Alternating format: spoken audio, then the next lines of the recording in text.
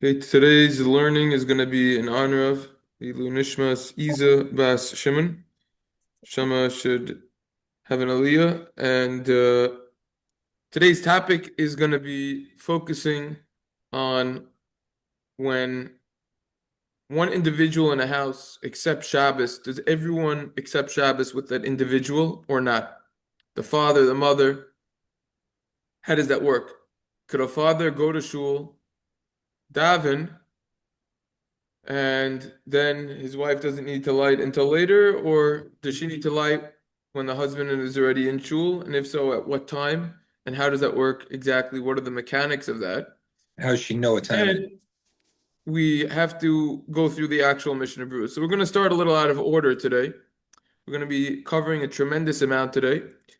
The Piskei Tshuvos in Ar Siman and Reish Samach Gimel, Oslam Zayin, summarizes a massive discussion in the contemporary rabbis about this specific question, which is actually not discussed in any of the classic commentary on the page of the Torah, Shulchan Aruch, Mishna Berura, etc. They do not talk about this very relevant question, which comes up frequently, especially during the summertime. And he basically says that as we know, we accept Shabbos, we as in men, fathers, we accept Shabbos when we daven Marv. The whole discussion exactly when, but we accept it sometime in shul. Now, this also applies if we're davening by ourselves. We're in an area where we're sick and we can't go to shul, we accept Shabbos upon ourselves. And many are of the opinion that everyone else automatically accepts Shabbos upon themselves at this time as well. When we accept Shabbos on ourselves, they automatically accept Shabbos.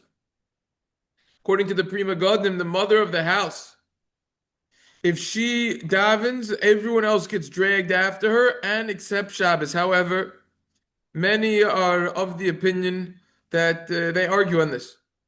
And there's a massive discussion in the contemporary rabbis exactly how this works. When does a person accept Shabbos? So really, there's an idea of that it's preferable to be stringent, and that there's a concept of being stringent, that when the father accepts Shabbos to the mother, everyone goes with that individual. However, the custom is to be lenient in this regard, like the simple understanding of the Shulchan Aruch and the commentaries on the Shulchan Aruch, who don't mention this at all. The Mishna Berura doesn't mention this at all, and therefore, as long as the main congregation, most people didn't do Kabbalah Shabbos yet, didn't say Lichadodi, Boy, B'Shalom, etc. in Shul, where the father is davening, other people could in fact be involved with malacha, with doing work. And even if the father of the house accepted Shabbos upon himself. So that's the general idea. And then lastly, if a woman has the custom to be lenient, uh, yeah, this is the idea of a mother could be lenient even after they already daven in shul, right?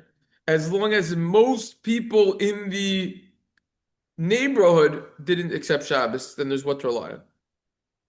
Now, before we go any deeper over here, I mean, there's a tremendous amount of, you look at these footnotes and you go through it, and it's never ending. I just like to quote a tshuva from Moshe Feinstein's opinion on this. Just a brief summary. I didn't make a PDF file. I'm not going to screen share it, but if you look in the Shilas and Chuvas Igros Moshe, if you look in the Chelik Gimel, and you open up the Tshuva Lamed Ches, what Ramosha basically says, I'll summarize the two-page tshuva. What he basically comes along and he says over here is, there's a difference as to why the early Shabbos is being made. If it's being made for real halachic reasons, you want to accept Shabbos earlier upon yourself. Okay, so then there's more of a reason to say that the wife is going to get dragged after the husband, and when the husband davens, the wife accepts Shabbos upon herself in shul. However, as opposed to which he points out at the end, if you're just making an earlier Shabbos because it's convenient, you don't want to eat too late. So then, yeah, whatever, something like that, it's a convenience reason. So then in that scenario, says Rav Moshe Feinstein, the woman would not need to light. Now, Rav Moshe, and accept Shabbos upon herself. Now, within the first idea that Rav Moshe says, that if you're accepting Shabbos for halachic reasons, earlier, he says, he actually discusses over here about maybe she wouldn't be able to do acts for her husband. He goes into it. You look at the tshuva. At the end of the day, this is questioned for multiple reasons. If she can't do acts for the husband, then how could she lie? Whatever. There's a lot of discussion in this idea from the great Rabbi Moshe Feinstein. The big leniency is from Moshe Sternbach. In the Shilos and Chuvas Van Hagos, also Chela Gimel, it's in Simon Pei. What he basically says over here in short synopsis of this is, as long as the husband didn't come home, the wife could still do activities that she's not allowed to do on Shabbos. And this is a tremendous leniency, which could certainly be relied on. And this is a very prevalent shaila that people ask. This is a very common question that comes up in the summer. Consequently, in summary, as long as the husband doesn't come home, the woman doesn't need to accept Shabbos upon herself, and she doesn't need to light. But once he comes home, that is not simple at all. Wives, be careful. I'm warning you. I'm warning you in a serious way. Make sure to light before your husband comes home. So they can't, so they have till the last minute, quote unquote, technically. Yes. But make sure he's not through the door. Don't make him wait outside either. Why? Very simple. Can he just give like a warning? No. The kishabal lebeso sarich lio shama Shabbos shama. When the husband comes home, it's got to be Shabbos. He went to shul, he davened, he accepted Shabbos upon himself. Now he's going into his private property, into his domain, his residence. It's got to be Shabbos, ready to roll. Is that more machmir than... No, this is more lenient. Because Rav Moshe, just remind ourselves, was of the opinion once he goes to shul in certain scenarios and he accepts Shabbos in shul, she needs to accept Shabbos. There was only a leniency, perhaps, if you were doing it for convenience. But this is more stringent. This is in all cases. Just do it before she comes home. Ve'ein lechalo Shabbos, I quote, Ve'ein lechalo Shabbos kishegia habaisa lahadlak haneros. Do not desecrate Shabbos when he comes, to light candles when he comes home. The woman should not light. You send your kids in. If it wasn't clear enough, the obligation is placed upon women to light before he comes home. Yeah. You send your kid home early. And I have to do that. Don't mess with that. Don't, you know the expression, don't play with fire? This is literal. So therefore, you got to be careful over here. And look, this is the mother of all leniencies, but you got to be careful about this. So this is basically this prevalent shaila that comes up. If you want to do more research yourself, I invite you to go through these extensive footnotes over here. You could start from footnote 337, which I went through all these, and you could go all the way down to up to 342, where he discusses at length. He quotes dozens of great rabbis who deal with this question. You can look up all this farm, look into it. I'm just presenting the mother of all leniencies for you, which I think is a very nice compromise and conclusion on this specific topic at hand that we're dealing with. You already have Rav Moshe also, but you got to be careful. So as long as she is not home yet. The Mishna Berura, the Shulchan Aruch rather, in Sif Yod Aleph says, and this is how we got to this question, even though the congregation didn't daven yet in shul, let's say if an individual, if he went earlier, he davened over there Shabbos when it was still day, he did it earlier. If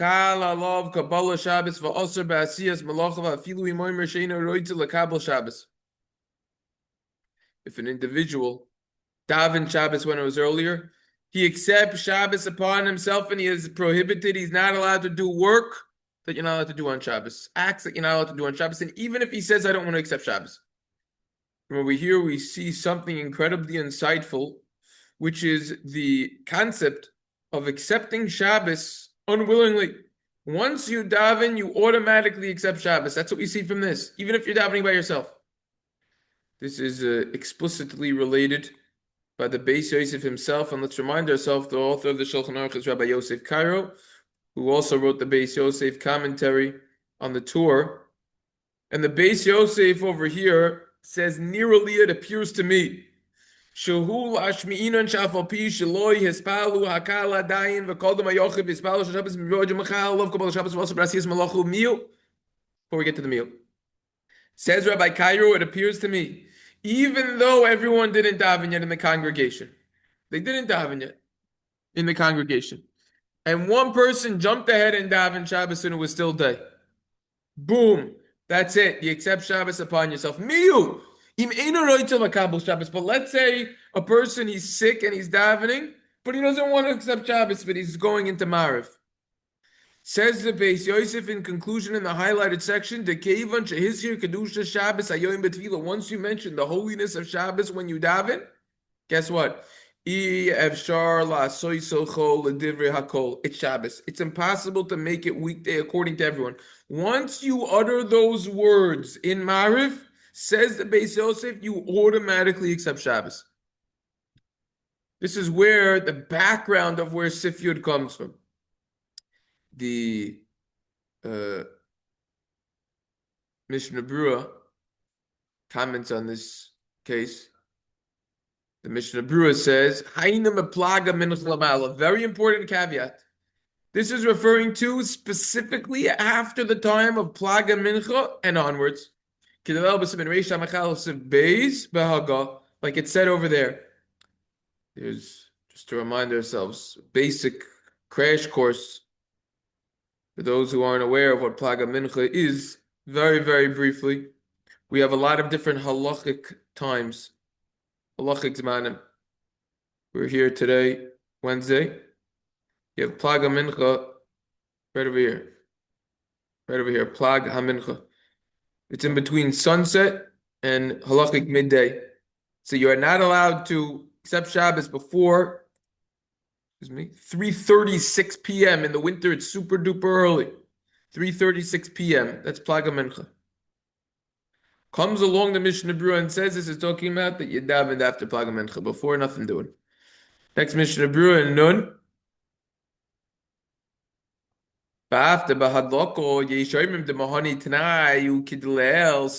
Even though that when it comes to lighting, some say you could make a condition. We learned that in Sif Yud, certainly in a pressing situation. Yeah. Right? For a man doesn't accept Shabbos when he davens. So the Mishna Berura is setting it up a kasha over here. It's a setup. Why, when you light, could you make a condition that you're not going to accept Shabbos, but when it comes to davening, you can't make that condition? It's a very strong question. But Tefillah shiny kevan shizkir b'kedusha Shabbos. Oh, davening is different because you're mentioning the holiness of Shabbos. Once you mention of the holiness of Shabbos, no backsies, no going back on that. That's it. It's Shabbos finished.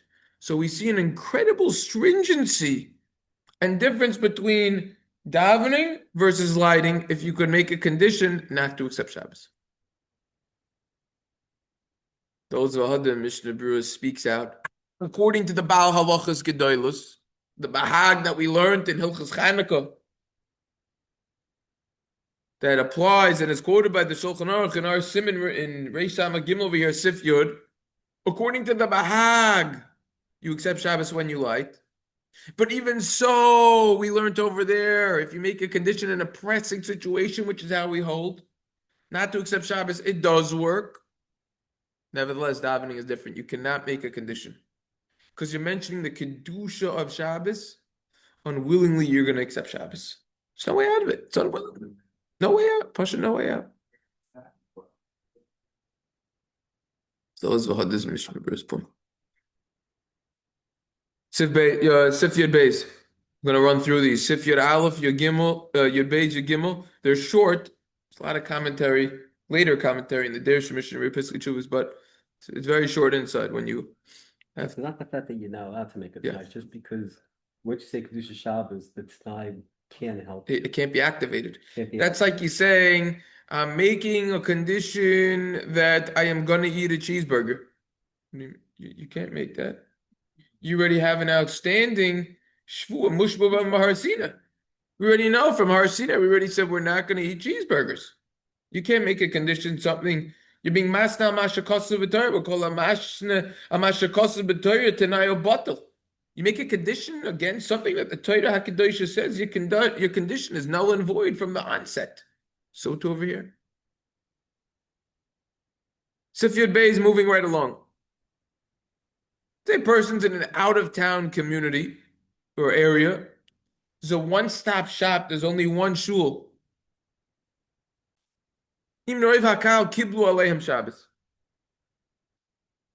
Let's say most of the congregation accepted Shabbos upon themselves. Bungalow colony.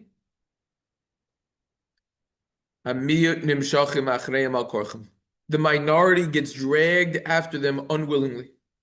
This means, practically speaking, if you're in an upstate New York situation in which you're in a camp,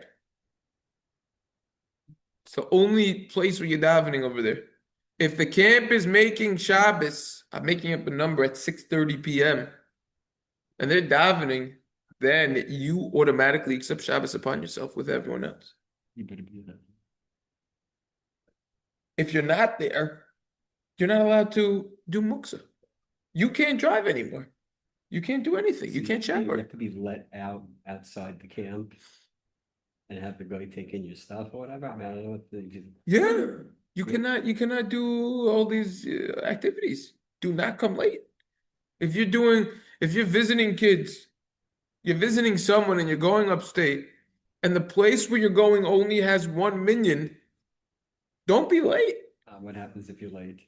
You got to pull over and spend Shabbos at the side of the highway. You can't pull over right before the bungalow colony and then. No, because you're walk going in. to that area. Yeah, but you're allowed to like and leave. You're gonna walk with that. Then you have a shiloh of tchumim and everything. You want to leave your keys in the car. Leave your key. And that's not so pashut to do halachically. So the question is, I guess, The whole thing's a haramuts. It's a trick. Yeah, but what you're when doing. you accept Shabbos the moment you walk in, and therefore there's no air to swim in. Since you're going there, you're gonna accept Shabbos when they accept Shabbos, no matter where you are. No, 100%. That's what you're The saying. question is, so there's no way you could break the quote unquote force field to get in there. Not that I know of. How do you want to break it? Says it over here in Shulchan Aruch.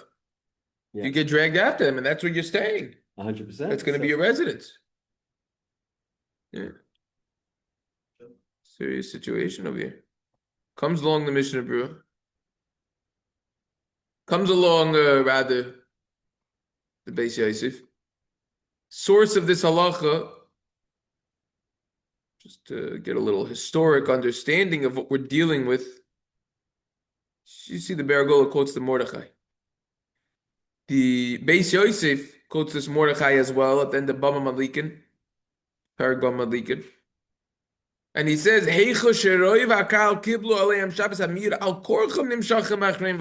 same idea that we just saw in Shulchan Aruch.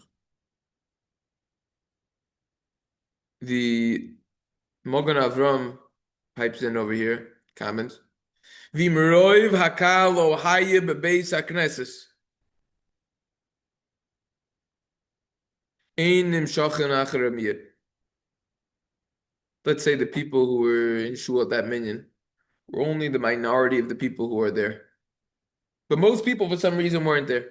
There was a huge traffic jam on the George Washington Bridge, right? And most people coming from the city. Yeah, exactly. They had a special weekend bar mitzvah gathering. What do you call those things when you gather with old classmates? Reunion, something like that. Everyone was stuck in traffic. Crazy, unexpected accident. Whole bridge collapsed. Making something up. Only minority of the people came extra early, and therefore we're good. Now you're good. Now you have till later. Be'ir sheyesh ba batiyah Boti Knesses Harbe. Let's say you have a location, a city, a neighborhood, has a lot of shuls.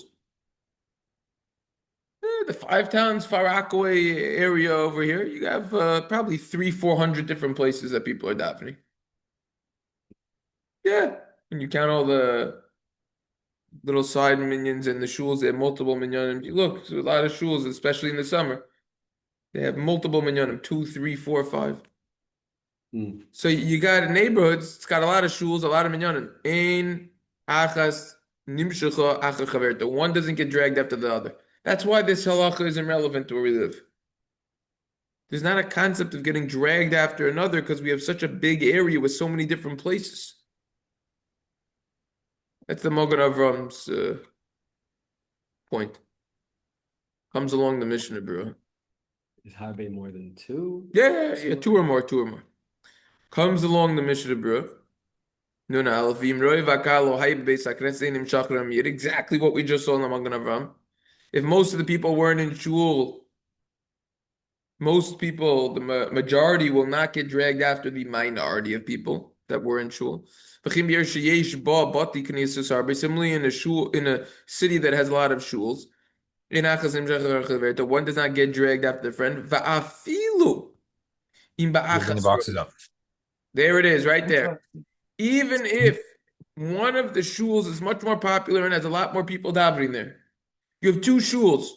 Shul 1 has 300 people. Shul 2 has 14 people. Guess what? The shul with 14 people doesn't get dragged after the shul with the 300. Into a separate entity. Yeah, indeed. Interesting, right? Oh, but if you're making a minyan in your house, even if it's a set minyan, they would become null and void after the majority, and therefore, in that scenario, the house minyan will get dragged after everyone else. So in other words, to make a house minyan later in the summer is not so simple. That's what you see from over here. If you want to make a house minyan in a location that has shuls that are davening earlier, that has the majority, that is not simple at all. You could very well be dragged after them.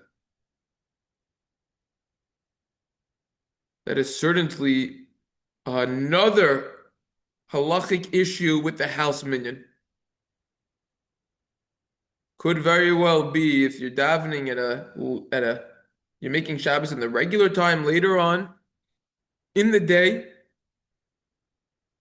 during the summer, and you're davening in a house. It could have very well been that you halachically violated Shabbos according to this Derech Chaim quoted by the Mishna Berura over here, because you get dragged after the rest of the community who davened earlier. That is something very serious to contemplate by davening a house minyan. Other than the fact that you shouldn't daven at a house minyan because halachically it's preferable to daven in a shul or yeshiva, as we learned 12 years ago in Siman Sadi. See recordings on rabbiblond.com for more details on that one. So therefore, one needs to be very serious about this and make sure not to make sure to be careful with this, not to daven in a house minyan at a later minyan. Because this is really something to contend with. The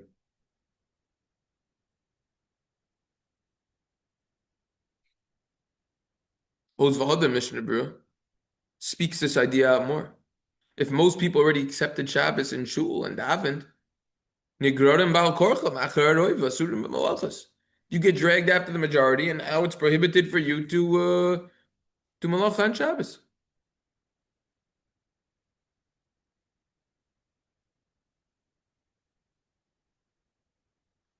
In this footnote down here,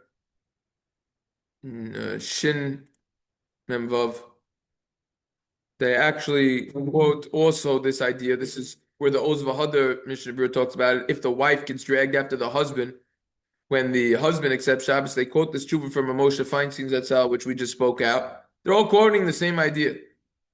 They're all quoting the same idea. Shevet Alevi is super stringent on that. We didn't even quote that one.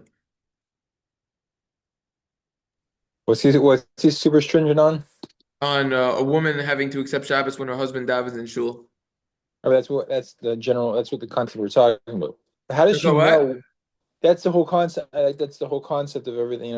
I'm saying what we're Yes, correct. addressing. Correct. He's stringent But on that, Shiloh. how does she know where he's holding her? Let's say there's a delay at the shoal or something. How does she You know? you have an approximate you Yeah. approximate. Yeah, All right. pretty much no. They're having the same minion usually. Let's take a look at Sif Yud Gimel. I've been to shows where, and I know a show where the Rav may or may not speak. Right. He sometimes speaks, and he can speak for a while, and then I mean, it's not like Yeah, you approximate. You approximate, all right. and you do the best you could. In the summer, when this is most relevant, usually there's no shirim, then there's no josh of any sort, so Yep. it's easier to approximate. Shulchan Aruch and Sifya Gimel, excuse me, continues and says, "Odom shabol le'ir be'erev Shabbos, ukvar kiblu anshi ha'ir aleim Shabbos." Let's say you have a person who comes to a city on the eve of Shabbos. Ukvar kiblu anshi ha'ir aleim Shabbos, and all of the people in the city already accepted Shabbos upon themselves. Afal pi she'adayin hayom gadol, even though it's still day. Im hayu olav ma'ois oshum chaypetz manichu lipo. If you have any money on you or any object, you have to put it down. Put it down so that it should fall. What does that mean exactly? You chuck it on the floor? No. See what that means. It means you have to put it down. This goes back to what we just discussed. If you're going to that bungalow colony and you were late, that reunion, that camp that you were visiting, and it was Shabbos, that's it. You have to put it down? You can come in. What? If you put it down, you get rid of your mucks and stuff, you can come in. This is you coming into the city and they accepted a Shabbos, right? So you put it right when you come in. Put it in. Let's investigate this a little bit more from a practical perspective. First, let's start from the historic perspective. A very short Beis Yosef quotes the Shiboli Aleket, who says, "Odom shabol le'ir be'erev Shabbos. Kfar kiblu aleim anshe ir Shabbos kevan she'eschilu baruchu." Oh, so you see, when we saw the Shulchan Aruch, did the Shulchan Aruch specify baruchu? Oh, He said, "Ukvar kiblu anshe ir aleim Shabbos." If you look, however, at the language, remember, because this is the same rabbi that we just said. This is Rabbi Yosef Cairo. He wrote the Shulchan Aruch. This is the Shulchan Aruch, and he wrote the Beis Yosef. And right here's the Baragol that we just highlighted. He's quoting the Shem Shiboli Aleket. So if you look at how the Beis Yosef quotes this, how Rabbi Cairo quotes the Shiboli Aleket back in the Beis Yosef, it's more specific than the Shulchan Aruch. He says, "Kevan sheheschilu baruchu," which is an important nuance to contend with. Once they already began Baruch Hu, it's less vague, it's more specific over here. Afal pisha dayin yom gadol, even though it's still light, im hayu Allah of maos, if you had money, oshum chayfetz, or a certain object, manicho liipo. Shebaruch Hu b'makom tekiyah. If you had a certain item, you have to put it down, because Baruch Hu is instead of a tekiah, shofars that used to blow to inform everyone now it's Shabbos starting.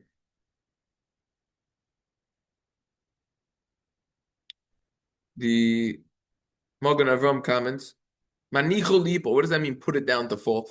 Perish shahoylik lecheder. Leniency. You could bring it to your room. You don't need to leave it right before the city, like we were saying before. Oh, it's a good thing that we're learning more. Because before we thought you have to just leave it right there. Oh, well, Magen Avram, thank you, Mr. Leniency. I could bring it to the room. We have to categorize what is the Magen Avram referring to. It says in Siman Reish Tam Achvav, Ayin Masha Kasafti so Siman Reish Tam Achav. Look at what I wrote at the end of Siman Reish Tam Achav. What type of item are we talking about? We know we have many different types of muksa. Mukhas machzon chesron kiz, so gufo, mukhma matzah guf. You have a lot of different categories. What are we talking about over here?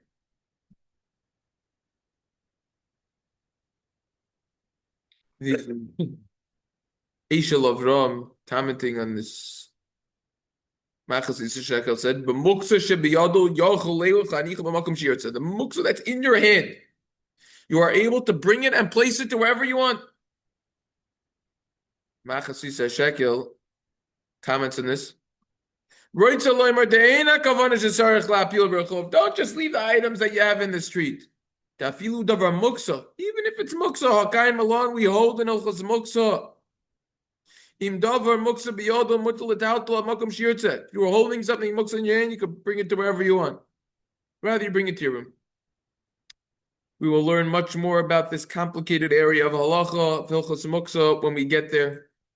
Amir Hashem. The Mishna Berura comments.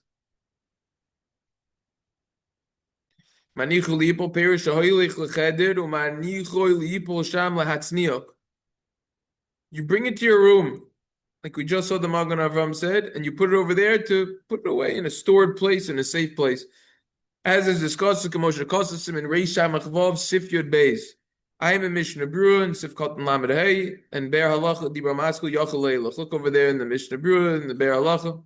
What's going on over there?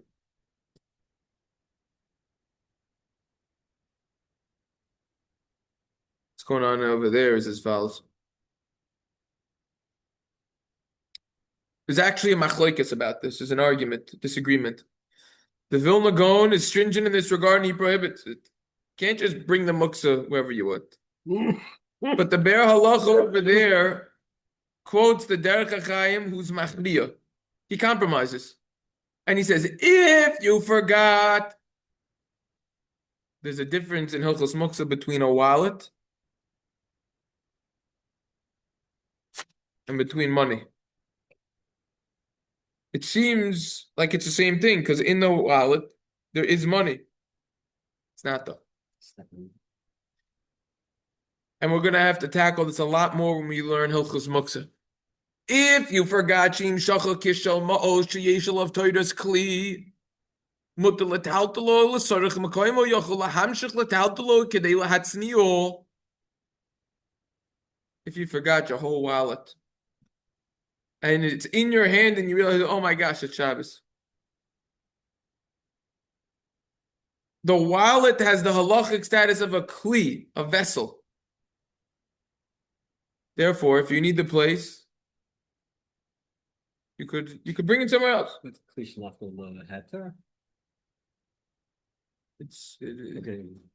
could very well be that we'll have to discuss that. We'll have to discuss that. I'll pull something up about that momentarily. Okay. However, if you forgot something that is muksa machmas gufo, it's muksa in and of itself, it's muksa. Mm-hmm. That's actual money. That's gold. That's diamonds. That's more stringent. Machmas gufo mean in essence it's muksa. If you have nothing in your wallet, is it muksa?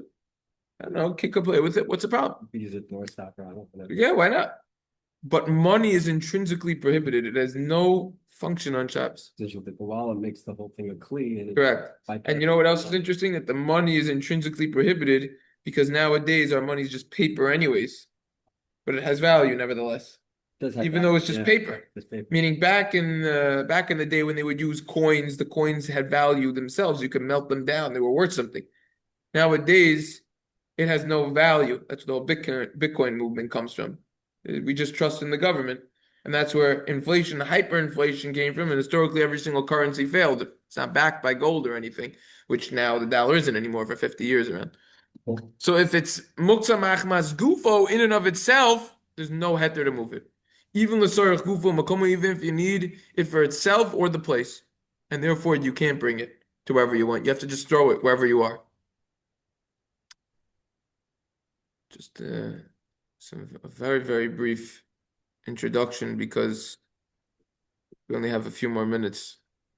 I could try to pull up some of the notes that I took on hilchos muksa over here.